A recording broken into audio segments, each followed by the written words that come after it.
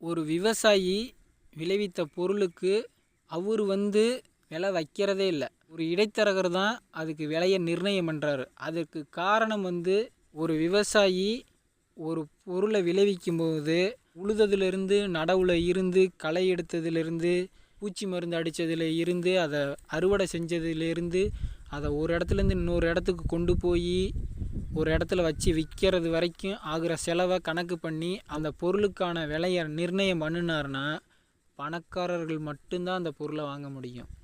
ஏழைகள் அந்த பொருளை வாங்கி சாப்பிட முடியாது. அதனால தான் விவசாயிகள் அவங்க விளைவிக்கிற பொருளுக்கு விலையை நிர்ணயம் பண்ணுறதே இல்லை. ஒரு இடைத்தரகர் தான் நிர்ணயம் பண்ணுறாரு. அவர் நிர்ணயம் பண்ணினார்னா பணக்காரர்கள் மட்டும்தான் அந்த பொருளை வாங்கி சாப்பிட முடியும். அந்த பணக்காரர்களும் அவர்கள்கிட்ட பணம் இருக்கிற வரைக்கும் தான் அதையும் வாங்க முடியும். பணம் இல்லைன்னா அவங்களும் அந்த பொருளை வாங்க முடியாது. எல்லா மக்களும் வாங்குகிற அளவுக்கு விலை வைக்கணும் அப்படின்னு தான் ஒரு இடைத்தரகரை விலையை நிர்ணயம் பண்ண சொல்கிறாங்க. அவங்க நிர்ணயம் பண்ணுனா விவசாயிகள் என்றைக்கோ பணக்காரராக இருக்கலாம். விவசாயிகள் ஏழையாக இருக்கிறதுக்கு காரணமே அவங்க விளைவிக்கிற பொருளுக்கு அவங்க விலை வைக்கிறதில்ல. அந்த ஒரே ஒரு காரணம்தான். நம்ம விளைவிக்கிற பொருளை எல்லா மக்களும் வாங்கி சாப்பிடணும் அப்படிங்கிற எண்ணம், அந்த ஒரு எண்ணம் மட்டும்தான். அவங்களுக்கு நஷ்டமே ஏற்பட்டுட்டாலும் விலையை அவங்க நிர்ணயம் பண்ணுறதில்ல. இப்போ இதை ஒரு சினிமாவோடு ஒப்பிடலாம்.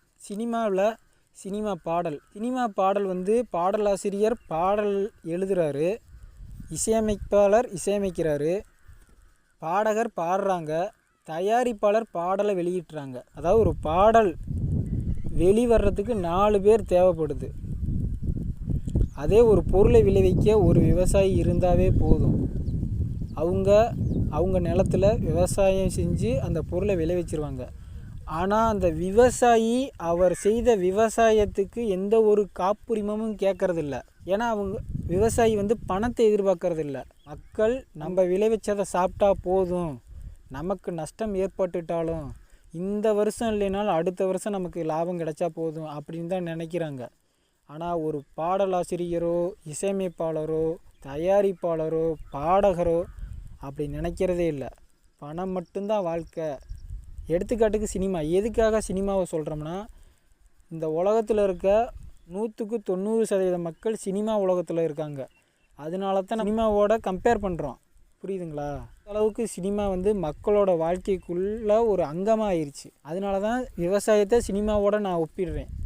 அந்த பாடலுக்கு காப்புரிமம் கேட்குற தயாரிப்பாளரோ, பாடகரோ, இசையமைப்பாளரோ, பாடலாசிரியரோ அவங்க ஒரு பாடலை வெளியிடறதுக்கு 4 பேர் தேவை. ஆனால் ஒரு விவசாயத்தை உற்பத்தி பண்ண ஒரு விவசாயி இருந்தால் போதும். ஆனால் அந்த விவசாயி அந்த விவசாயத்துக்கு எந்த ஒரு காப்புரிமமும் கேட்குறதில்லை. எடுத்துக்காட்டுக்கு இப்போ நான் ஒரு மார்க்கெட்டில் கொண்டு போய் ஒரு பொருளை விற்றுட்டேன்னா, இடைத்தரகர் முறை விற்றுட்டேன்னா, அதை இன்னொரு கடைக்காரர் வாங்கிட்டு போய் விற்கும்போது நான் அந்த விவசாயி கடைக்காரர்கிட்ட நீ என் பொருளை வாங்கிட்டு வந்துட்ட, அதனால் நீ விற்கணும்னா நீ எனக்கு இவ்வளோ காசு கொடுக்கணும் அப்படின்னு சொல்லி கேட்குறதில்ல. அப்படி கேட்டால் அந்த விவசாயி என்றைக்கோ பணக்காரராக இருப்பார். விவசாயி ஏழையாக இருக்கிறதுக்கு காரணம் அவர் விளைவிக்கிற பொருளுக்கு அவர் விலை வைக்கிறதில்ல. அவர் விளைவிக்கிற பொருளுக்கு அவர் காப்புரிமம் கேட்குறதில்ல. அதாவது காப்பிரைட் கிளைம்னு சொல்லுவோம் பார்த்தீங்களா, அந்த காப்பிரைட் கிளைம் கேட்குறதில்ல. கேட்டாருன்னா அந்த விவசாயி என்றைக்கோ பணக்காரராக இருப்பார். மற்ற பணக்கார மக்களும் ஏழையாக இருப்பாங்க, ஏழை மக்கள் இல்லாமே போயிருப்பாங்க.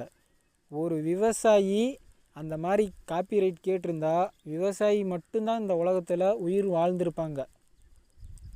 இந்த 100 வருஷத்துக்குள்ளேயே எவ்வளோ தான் காசு வச்சுருப்பாங்க ஒரு பணக்கார மனிதன். என்றைக்கே பணக்காரராக இருப்பாங்க விவசாயிகள் மட்டும்தான் இந்த உலகத்தில் உயிர் வாழ்ந்திருப்பாங்க. நான் சொல்கிறது உங்களுக்கு புரியும்னு நினைக்கிறேன்.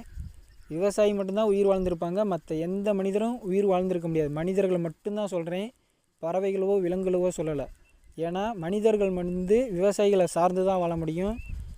பறவைகளோ விலங்குகளோ மனிதர்களை சார்ந்து வாழ தேவையே இல்லை. இந்த விலங்குகள் பறவைகள் மலைகளில் போய் கூட அது உயிர் வாழ்ந்துக்கும்.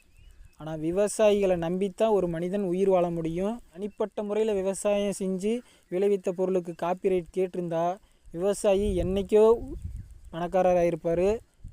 அவர் விளைவித்த பொருளுக்கு அவர் என்றைக்கே விலை வச்சுருந்தா அவர் என்றைக்கே பணக்காரராக இருப்பார்.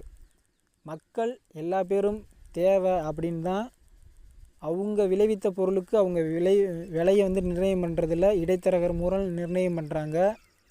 அதுபோல் காப்பிரைட்டு கேட்குறதில்ல. இப்போ கடையில் போய் விற்றதுக்கப்புறம் இன்னொரு கடைக்காரர் வாங்கி போய் விற்கும் போகும்போது அவர்கிட்ட காப்பிரைட் கேட்கலாம். அதை ஒரு வீட்டுக்காரங்க வாங்கிட்டு போகும்போது அவங்கள்ட்ட காப்பிரைட் கேட்கலாம். இப்போ 1 லட்சம் வாங்குகிற காசு 3 லட்சம் வாங்கிட்டா அவர் என்றைக்கே பணக்காரர் ஆகிருப்பார்.